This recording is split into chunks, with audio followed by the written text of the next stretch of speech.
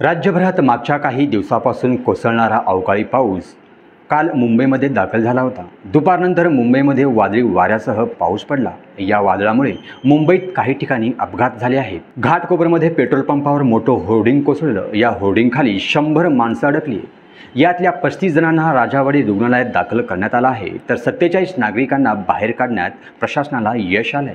मुलुंड आणि ठाण्याच्या दरम्यान ओव्हरहेड वायरचा खांब कोसळल्याने मध्य रेल्वेची वाहतूक कोलमडली आहे, तर दादर कुर्ला भागात तांत्रिक बिघाड झाल्यामुळे रेल्वे वाहतूक विस्कळीत झाली आहे। मध्य रेल्वेची सेवा कोलमडल्यामुळे ऑफिस संपवून घरी जाणाऱ्या चाकरमान्यांचे हाल होताना सध्या दिसत आहे।